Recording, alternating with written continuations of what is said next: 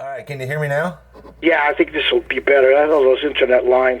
So what I was saying is that I noticed that when those guys played American music, they were very stiff.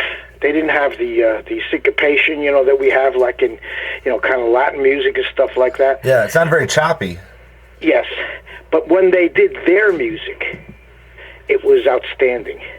And of course, no one had ever heard, in the United States, their music, but it was like really, really interesting. As a musician, it just caught my ear. I said, man, little did I know it was going to take over the planet. Yeah.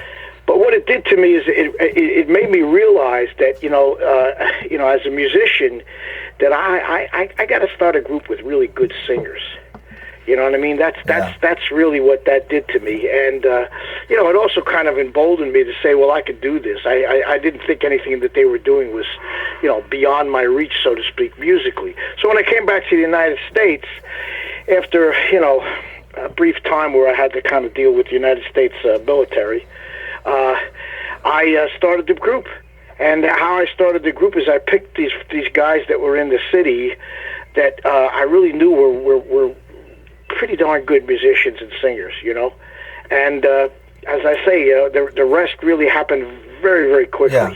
Well, I was looking at some of the timelines of the hit songs, and what's interesting is, these are beloved, timeless songs, but at the same time, they were topping the charts during some of the most dark and violent times in this country. I was curious about your thoughts on that juxtaposition. Well, that's interesting. I don't know. I think when violent times are out there, I think people really reach out for the opposite. They look for kind of like peace and harmony and tranquility.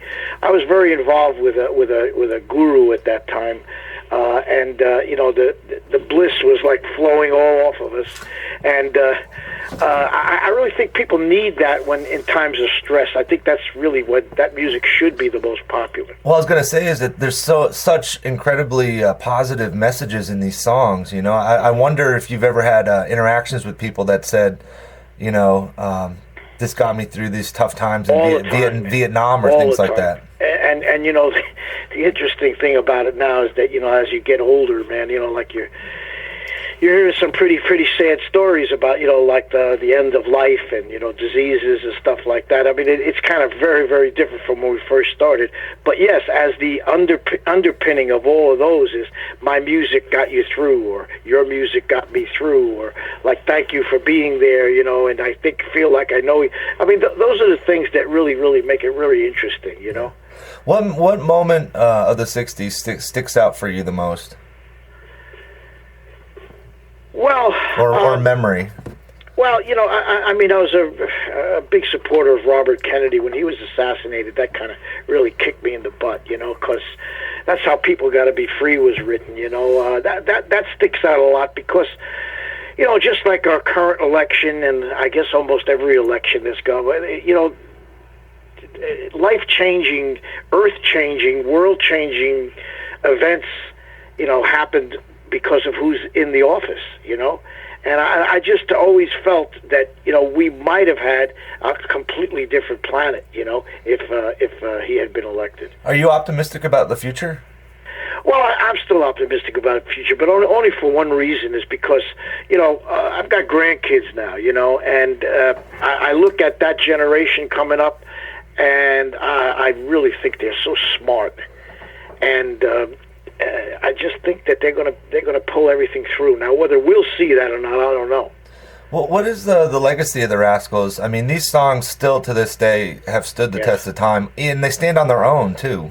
Yeah, well, thank you. I appreciate that. The interesting thing is that like the competition or the so-called other people who were making music were so darn good in those days. You had to rise to that level. There's no question, or you were going to just disappear. And number two, the Atlantic Records, how should I put it? The environment that they created at Atlantic Records was all about making the best music you could make. That's one thing I've got to say. It wasn't just a factory to pound out hit records. It was a place to make great music. And everything that they did, from the equipment that they actually built in those days, believe it or not, they didn't go, to Sam Ash and buy it. Yeah. They built it, to the people that they hired for their staff, was made to make good music.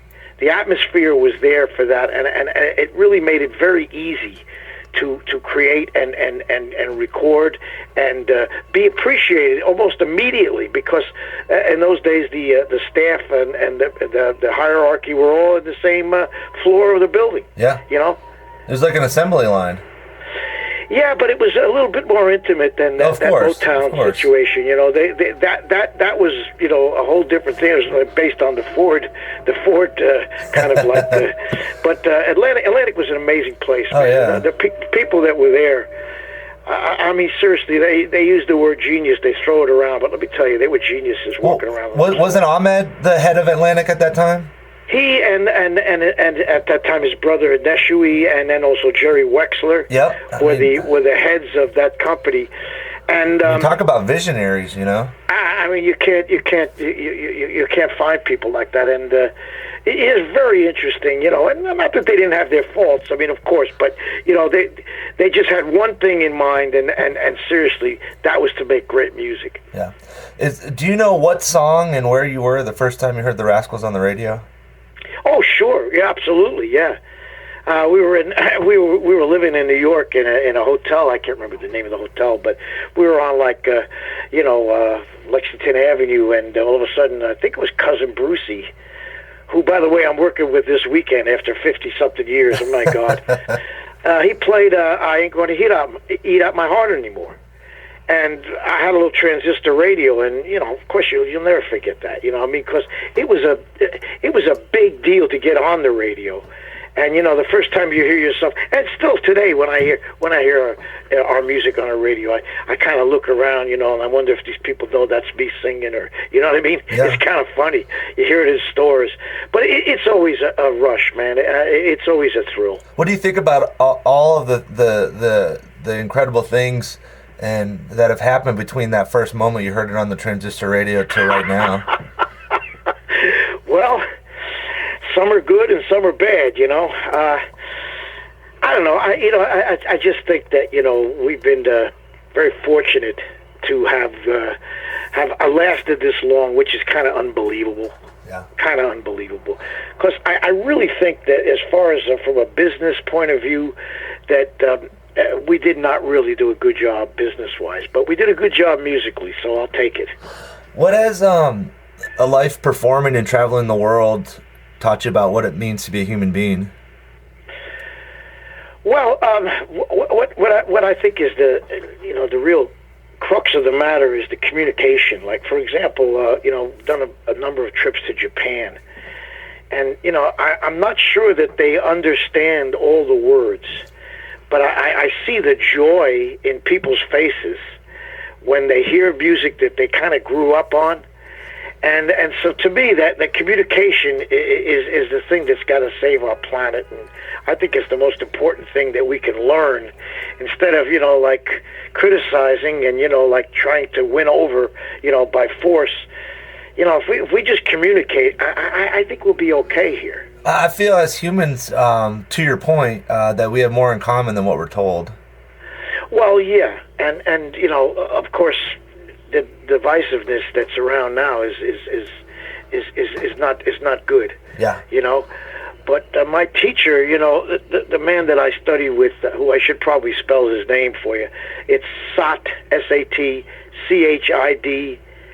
Ananda, Ananda, Swami Satchidananda. He's the person who opened up the Woodstock festival. Oh, yeah, okay. What he did was basically share that common denominator in all the religions of the world, and that's how I think we should be. Instead of looking for the differences, we should look for the similarities.